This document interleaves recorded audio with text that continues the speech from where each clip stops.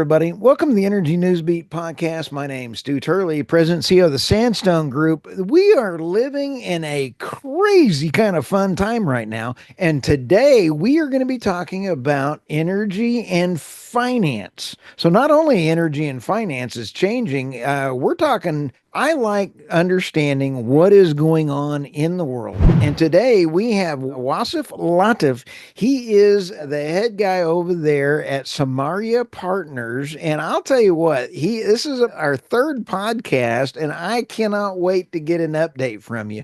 Welcome, Wasif. How are you today? I'm doing great. Thanks, Stu. Pleasure to be with you again. Great always to catch up. I'm going to be quite honest. As a selfish podcast host, having a great guest come back again is A, rewarding, but B, the first podcasts were phenomenal and I got great feedback on your industry. And I'd really looking forward to getting an update on what you think after we have the Trump effect going on. What is going on in the energy and investment space right now? It's a lot of excitement for sure. It's a combination of new source of demand coming in from the technology space with the AI boom, and within the span of 6 to 12 months, we've had a market that's now in love with natural gas because of the beauty of what Yep. the cheap and abundant availability of natural gas can do for the enormous AI needs, which when you look at the commodity price, it actually even baked in. And what moved natural gas earlier was the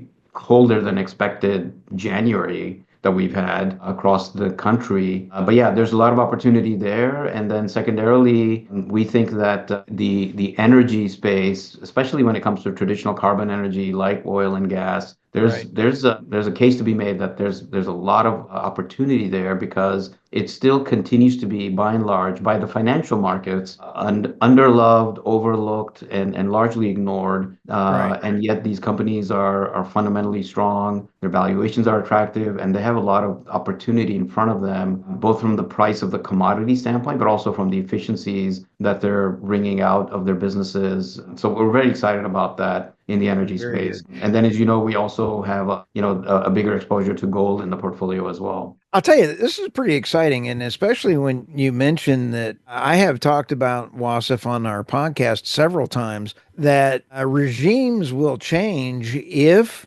people don't have access to low cost energy. And we're seeing that play out in Europe, and the United States has got such a great oil and gas and solar wind. We've got it all here in the United States, coal. And boy, I am looking forward to getting Lee Zeldin on the EPA and getting some regulations cut to help cut energy costs. But if you wouldn't mind, kind of lead us through what makes Samaria different. Because one of the first things that I noticed when we had our earlier podcasts, your investment model is different. And I really appreciate that. And if you don't mind just covering that a little bit right now, because people need to hear what makes you different. All right. Well, thank you for the opportunity. So, as we've talked about before, our firm, Sarmaya Partners, is really all about trying to harness what we think is going to be the next big major themes that are coming up in the market and capitalizing on those, and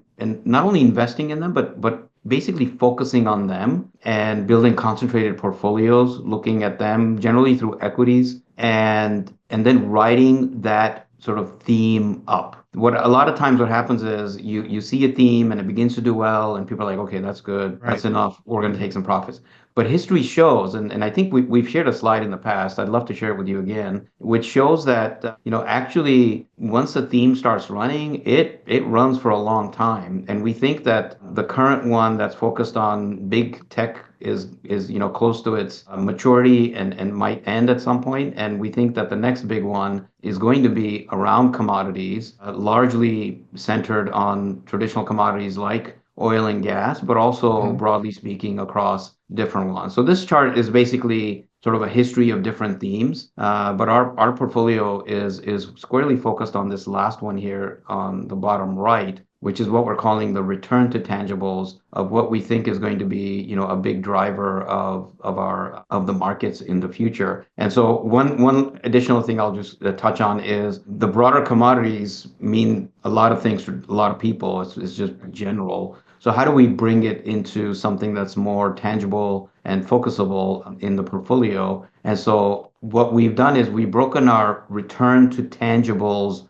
big picture theme into smaller semi sub themes, if you will. And they are focused on, the concept of energy is life. We've heard that phrase many times. It is critical. And to your point earlier, abundant, cheap energy is the foundation and the epicenter of Yep. economic prosperity. And so we are big believers in that. And we think that the US now is in a great spot to be able to capitalize on that, particularly when it comes to natural gas, given how we have a lot of it and it's still on a relative basis compared to the rest of the world. It's very, very cheap, which gives us a lot of arbitrage opportunities. Right. But then there's other energy sources as well, like nuclear, for example. And then the other themes are around the fiscal challenges that we're seeing, the high levels of debt across the world, in the developed world and Western nations, and the geopolitical risks that we're seeing elevated over the past several years, and what that means for the price of gold and how it's doing well.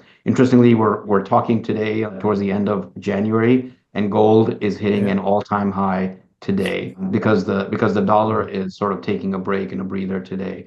So and then we have a broader swath of commodities in the portfolio. One more slide I'll show before we can I'll stop talking is in the longer history. So this chart is going back to the 1970s, and it is showing the comparison of stocks to commodities. So as this line is rising, commodities are outperforming stocks through the lens of the S&P 500. And as this line is Nice. declining, stocks are outperforming commodities. And so we're at a point where touching the bottom, fishing right around the bottom of the barrel in terms of commodity relative pricing to stocks.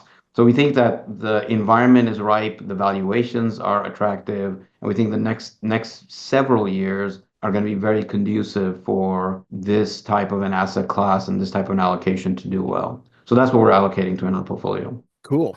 It makes so much sense. I mean, everything that you're addressing in your fund is refreshing, Wasif. It just makes sense because I look at the world from a total energy global perspective, geopolitical, what the market and everything else, and you guys are nailing exactly what's going on. And I'm not just trying to be nice to you because you're a guest on the podcast. I'd tell you if I thought something else was kind of odd. Well, thank you for that. We think we are onto something, and it really is born out of just looking at the world from a top-down perspective and thinking Yeah, through what is because it's all about where we think the hockey puck is going to go, not where it is today. It's very important to like have that. success in the investment world in your portfolios over the long term. You need Yep. to be able to get into stuff that hasn't really moved yet and is thought of differently by the market. So there's the potential for the market rethinking the importance and rethinking the value of what you're buying. So it's trying to get into like a neighborhood that's up and coming or is going to be great in 5 to 7 years, and you're getting there sort of, on the ground floor, if you will. I like that. Getting to a neighborhood 5 to 7 years early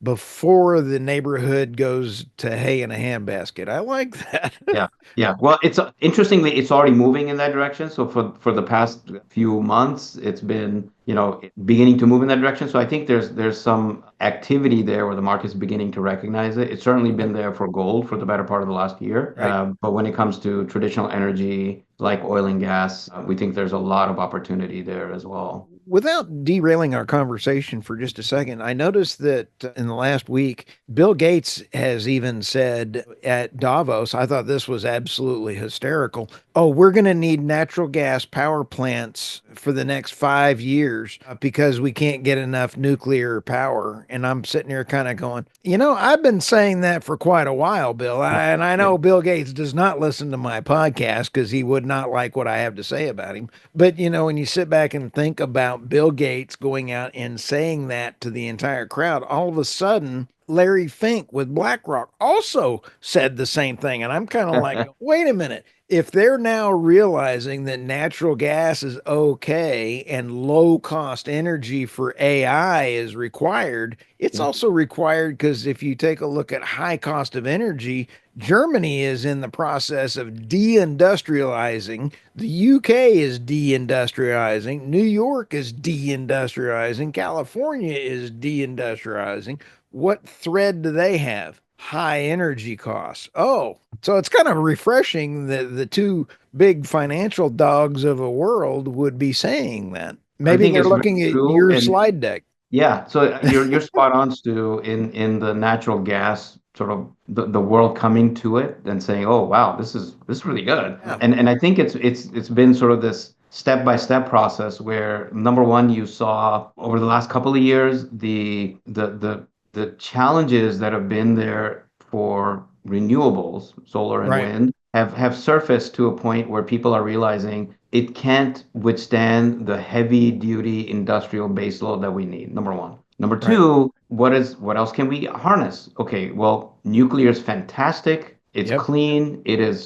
so efficient and abundant in terms of its strength that one nuclear power plant is going to be, so much energy efficient. That's great, but it takes a long time to build them. So right, in our portfolio, we have uranium. We like uranium for that longer term journey, but we also have a lot of natural gas because the next logical conclusion is, well, what's clean and what's abundant and what's cheap and is very easy and quick to implement. right. And it all comes to natural gas from that perspective. And Yep, and one of the reasons that we've liked natural gas even before this AI boom has kind of taken it with right, it was the differential in the prices on a global basis. So natural gas here in the US is very cheap. right, In Europe and in Asia, it trades at a much higher price, like multiples of what we have here. And so it is a very much historically, it's been a very much localized market, right? Because right, whatever you produce, you sell locally. Unlike oil, which is a global market, because you can ship it around, so the price of oil is very efficient and it's like globally set. With natural right, gas, because it's been local, you have these differentials, but now you're in the process of actually beginning to globalize this market because now we are building and have terminals that we can ship LNG overseas and have that right. arbitrage. And so what happens naturally over time is we believe that this localized market is going to become global and you're going to see this sort of parity come into place. It's going to be a long journey, but that Right. means that the beneficiaries of that will be US natural gas producers Right. and exporters because they have the cheaper product that the rest of the world wants. And Right. so as that comes in, you're going to see these companies and sort of the US players. Isn't that great? Now, there's two things that I want to bring up. I think that the LNG to power plants like Vietnam just put in and they've just taken in their first deliveries. If we could do the same for Hawaii, because Hawaii is running 60% of Hawaii's power plants are on fuel oil. And fuel oil is just as dirty as coal. Yeah, I hate to tell everybody that, but here we have our paradise, and why don't we get rid of the Wartime Power Act for the Jones Act and allow an LNG to power plant in Hawaii? I think, Wasif, we need to go ahead and get this thing rolling so we can go do a walk around and approve it personally. So you and I can fly there and go check it Yeah, out. I'd be happy to take a trip to Hawaii for any excuse. Oh But yeah, I think but I think you're onto something because what you're talking about is the comparison of the price of oil versus the price of natural gas. right, And we know that natural gas is cheap, but there's this sort of this thing about like the US, the oil dollar equivalent price of gas.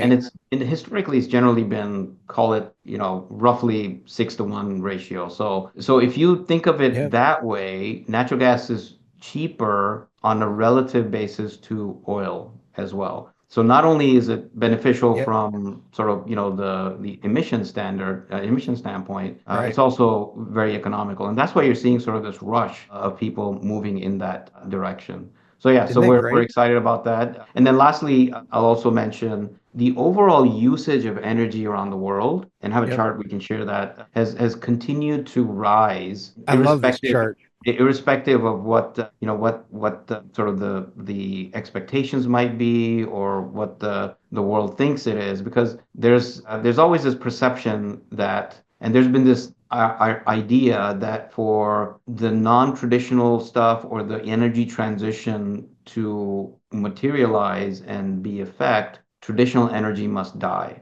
And that is Right. completely not true. And this chart kind of proves it, that since 1965, there has been a steady clip of increasing consumption of energy around the world. So this is global. It's everybody around the world. And we have done nothing but increase the usage of energy. And it's Right. because as the world develops, as more and more countries grow economically, their populations, Asia is the biggest continent in the world in terms of population. And as those countries continue to develop and their citizens consume more and more energy, this charge is going to continue to go northward. And so that's one point, that this line continues to rise, number one. Number two is that when you look at the breakdown, oil and natural gas are still some of the biggest chunks of this. Coal is a very big chunk, and we know that's because a lot of countries in Asia, like India and China, are continuing to burn that, and that is might not go away unless and until they find that attractive substitute, which could be natural gas. But the point of this is that the stuff that's being used Right. in the market in the world is the stuff that's being underappreciated by the financial markets. And that's where we Right. think that that adjustment is going to occur. And we think that as the supply around the world ultimately ends up being not as abundant as the world thinks. And again, it's all about expectation. It So the is. supply is going to continue to be there. But in order to continue to supply the energy of today, we need to continue to reinvest in wells. We need to continue to reinvest in that technology. Yep. And that needs to continue. And unless that continues, the supply might face some challenges. And as a result of that, we think the market is thinking, oh, there's abundant supply, it's never going to Yep. end. And therefore, we don't think this is going to be a pricey thing. Well, we think that the supply and demand dynamics are actually going to prove that not only is the demand going to continue to grow, but the supply is not as readily available as the markets are thinking. This brings up about 19 different points. And one of the biggies is that I've found over the last several years, I love that slide, by the way. Well done to you and your staff. Is that the more money is spent on renewable energy, the more we will use fossil fuels. Call it Turley's Law, if you will. I had another guest call it and said, hey, that sounds like Turley's Law. And that is the more money we have spent on renewable energy, the more fossil fuels are used. Well, I mean, that has been coming to pass, and that slide really points that home that we're using more energy. And if you take a look at the cost that renewable energy of wind and solar, they're not that sustainable. And I would agree. I think so not only is it the cost, but it's also, as you know very well, Stu, is the difference between intermittency and the base load needs. Exactly. And that's where countries like Germany are being challenged, where they have plenty of that type of energy, Yep. but it doesn't help grow or maintain your industry. In order to grow or maintain your industry, you need something with a very reliable and significant baseload capacity, and that comes from oil and Yep. gas and You know, nuclear. And it is so, so sad that they have stopped their nuclear power plants. They've reopened their coal plants. And now they have even made the suggestion. Chancellor Schultz is now having to face a runoff because he had a vote of no confidence. And his challenger is saying, will somebody please fire up the one remaining Nord Stream pipeline to get us some low cost natural gas? I'm like, I did not have that on my bingo card. It was yeah. pretty sad. I mean, to me, it's a reminder to not put all your eggs in one basket when it comes to this type of security. This is about it's a national Yep. security type of a question, and so it's important to have the backup. And they relied solely on the cheap natural gas coming in from Yep. Russia, and when that stopped, then that's when all of these troubles began for them, and they've been Yep. scrambling ever since, trying to find other options. So yeah, it is definitely a challenge. But we think, over time there should be some remedies that they work on. But in the meantime, Right. they're losing ground to, their industrial strength and advantage that they've had to others. You know, I thoroughly enjoy our discussions, Wasip, because your outlook on how investing is done is unique. And I find it refreshing, not because you agree with me, it's because you look at it from a different view that I see from other folks. So I'm sorry for being nice to you, and I'm not trying to be too nice, but how do people find out how to either get your slide deck and or invest with Samaria? Sure. Yeah, so thank you for that. So this stuff that I've been talking about, it's not just theory, it's an actual strategy that Yep. we have been managing for quite some time. And just recently we launched our Sarmaya thematic ETF No that way. that Cool. captures this strategy. The ticker is called LENS, so it's lens, Okay. and we picked that because it encapsulates what we're doing. We're looking at the world through our lens and solving a puzzle for our investors to create a portfolio where we think that you can find what you think is going to do well in the next market cycle and the next Right. mega theme, and really capitalize it and focus only on that and build a concentrated portfolio. So it is a stock portfolio. We're investing in the companies of these types of commodities and industrial companies Okay. that are going to benefit from these themes. And we're doing it for a much longer term. So we're investors. We're not traders. We're not looking to get in and out of this stuff. We're buying these things because we know that there's a secular Cool. growth phase that's in store for these companies. So Lens, Lens, and Nice.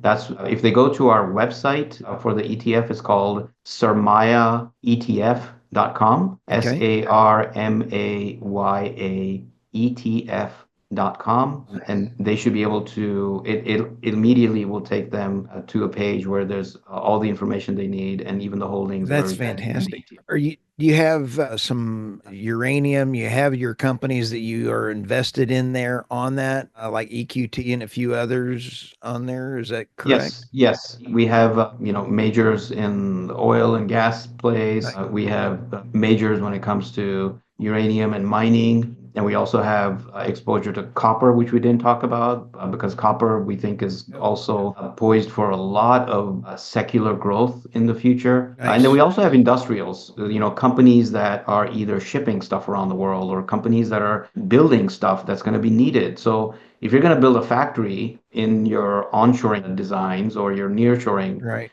goals, you're going to need copper. You're going to need, industrial capacity. So we have, some industrial companies exposures to help with that. But Nice. by and large, it's a portfolio that's focused on the benefit that we think is going to happen from the commodity super cycle that we think is Right. coming. So it is largely in looking at things like oil, gas, gold. And gold we didn't talk about Right. as much, but today, as I said, it's hitting an all-time high, and there's a lot of benefits to having Right. gold that may come in an environment of the one that we're looking at between fiscal challenges, budget challenges, as Yeah. well as the geopolitical environment that we're in. I'll tell you, this whole thing is pretty crazy, and I did not have a lot of, President Trump is absolutely setting the world on fire, and I can't say his hair's on fire because I'd love to have his hair. I'm a little bit challenged in the hair department, but when you sit back and take a look, he's really hit the ground running with his executive orders, and the rest of the world is now going, it makes sense. I'm totally flabbergasted that like we had just talked about, Wasif, the simple fact that Bill Gates and, and BlackRock, Larry Fink sit back and go, well, we need natural gas. That was not on, on my list this week Right, for right, a discussion point because they were so anti fossil fuels, quote right. unquote. And Yeah. I think the fact of, and I don't want to use the word common sense, maybe we can turn some partners into, instead of common sense, make it look like Samaria Partners' way of looking things. Because honestly, your way you look at things, Wasif, is really truly common sense, but it's not Well, that's common what to we're trying to everybody. Yeah, no, that's ultimately what we're trying to do. So, I'm an investor. I've been an investor my entire career. That's how I look at the world through the lens of that. And I think your comments are, when I look at it from that standpoint, to me, it's about what makes sense rationally and what is actually possible based on the opportunities, but also the constraints that the world is seeing. And Nice. what I mean by that is, we'd like to have, free energy for everybody that doesn't have any problems, but Right. that's not the reality. So given the constraints that we have today, Nice. and the resources and the opportunities that we have, what is a rational outcome? And then you kind of have to navigate that, because what you think is rational and ultimately might prove to be true, like the example you're giving, but it might Right. not happen tomorrow. So you have to kind of manage that through as the world gradually comes to the realization. And from an investment standpoint, to me, the last important thing is ultimately it boils down to valuations. So Nice. Warren Buffett has famously said, and I'm paraphrasing this, that price is what you pay, but value is what you get. In other words, the price you pay becomes extremely important. So, we've seen this in the prior cycle where companies they're good companies, they're great, they're global leaders in what they're doing, they're generating a lot of cash flow, they're generating a lot of returns, but their stock prices and valuations are very, very high. Right. And if you buy them at that stage, then you need to think about what is the future expected return on that price, not what's already happened, because you're buying here. And so then you have to think about, can this company grow to the same degree that it has in the Right. past? And it needs to surprise you even more than what the market is already expecting, because that story, that expectation, it's already in the price. And Right. and on the flip side, if stuff is really cheap, like the sectors that we're looking at, Right. energy and gold, for example, the expectations are very low. Right. And when the expectations are low, you get an attractive price because not many people are expecting anything out of it. And Right. then when it does begin to surprise on the upside, that's when the price begins to move up. So the way I Okay. think about it is, in simple terms, for high, richly valued assets, Right. the good news is already in the price. One day, the good news might not be as good, and that leads to disappointment. Right. On cheap assets, the bad news is in the price, and one day the bad news might not be as bad, and it begins to look a little bit better. And that's what begins the re-rating process of the market saying, oh, this isn't so bad. Maybe we should buy some. And so that's when you start seeing assets Wow. move in different directions. I like the way you articulate that because that is absolutely brilliant. And again, I apologize for being really nice to you today. I normally am just a real horse's room. Maybe we can do an episode where it's intentionally just, going at it. So Okay, I'm normally a horse's rear to everybody, and I really think that this is really cool. How do people get a hold of you? Well, first of all, thank you very much for letting me share our story and giving us the opportunity to talk about what we're doing. They can get a hold of me through our website, which is sarmayapartners.com. They can find me on Twitter or X at Sarmaya Kar. That's SarmayakAR. Or I'm also on Substack, and I'm under my own name, Wasif. They should be able to find me, Wasif Latif, on Substack. And per Cool, your advice too, I'm now very active on Substack. It's a great resource for fun. sharing ideas and learning and finding like-minded people. So it's a great location. So those are the places I would suggest. It sounds fantastic. Well, thank you so much for stopping by, and I just really appreciate you. And I cannot wait for another update because I just have to run out and go, man, this was a great discussion. Thank you very much. I My appreciate you. pleasure, and thank you for having me. We'll Hey. talk next time.